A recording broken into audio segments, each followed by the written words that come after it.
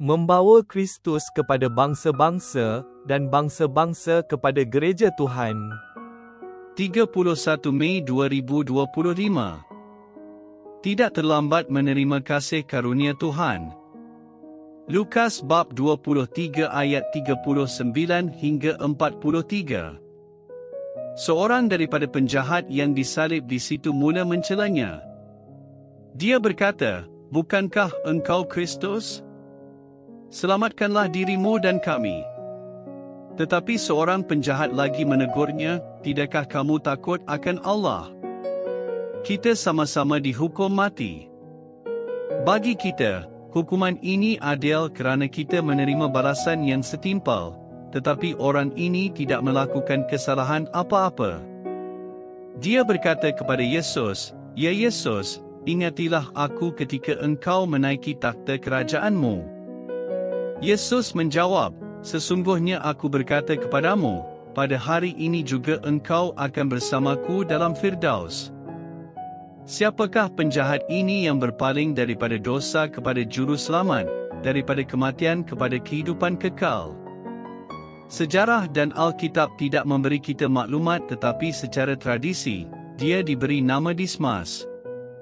Gereja kecil Kristian di dalam dinding penjara telah dinamakan Gereja St. Dismas sebagai penghormatan kepadanya.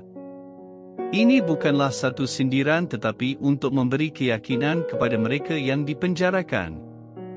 Pada saat hukuman matinya yang mengerikan, Dismas, seorang pendosa, telah menjadi orang saleh, iaitu dia menjadi anak Tuhan yang dosanya telah diampuni. Di atas kayu salib, Dismas berada di hadapan Kristus yang kudus. Ada kemungkinan bahawa Dismas adalah di antara ramai pemungut cukai dan mereka yang telah datang untuk mendengar Yesus.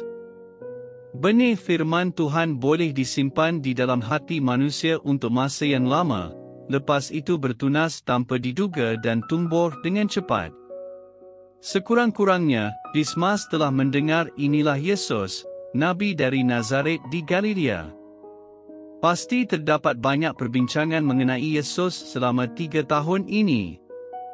Jadi, tidak syak lagi bahawa Dismas sedang memerhati Kristus dengan minat yang mendalam sejak perarakan kematian mereka yang bermula di sepanjang jalan dari Via Dolorosa ke Kalvari. Semasa Dismas merenung Kristus dari salibnya, gambaran itu berubah dari satu gambar kepada yang lain. Kristus yang tidak bersalah kini menjadi penghibur pendosa, juru selamatnya yang memberi kehidupan abadi. Dismas tahu bahawa Yesus akan membantunya. Dismas tidak ada masa untuk menebus dosanya, jadi dia menyerahkan diri sepenuhnya kepada belas kasihan juru selamat. Apakah jawapan Yesus kepada rayuannya di saat akhir itu? "Sesungguhnya aku berkata kepadamu, pada hari ini juga engkau akan bersamaku dalam Firdaus." Keadilan kepada manusia berbunyi, hukum penjenayah itu dengan hukuman berat. Tuhan berkata, "Ampun dia sepenuhnya." Kebanyakan dari kita akan berkata, biarlah orang seperti itu pergi ke neraka atau dipenjarakan. Sebaliknya, Kristus membawanya ke syurga. Ramai yang berkata Dismas perlu disucikan dahulu sebelum Tuhan menerimanya, tetapi pengampunan Kristus sudah sempurna. Belas kasihannya menyucikan segala penebusan dosa seseorang. Oleh itu, Juru Selamat mengalu-alukan Dismas ke syurga. Ini adalah kasih dan belas kasihan Tuhan yang sama kepada kamu dan saya. Tidak kira apakah dosa kita, pengampunan Tuhan lebih besar darinya. Yesus menebus dosa dunia di atas kayu salib. Melalui kebangkitan dan kemenangannya ke atas kematian, Tuhan mengisytiharkan pengampunan kepada orang beriman supaya seperti Dismas, kamu dan saya dapat hidup selama-lamanya di hadirat Tuhan.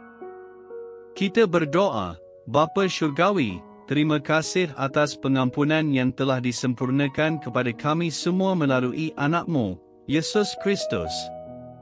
Amin.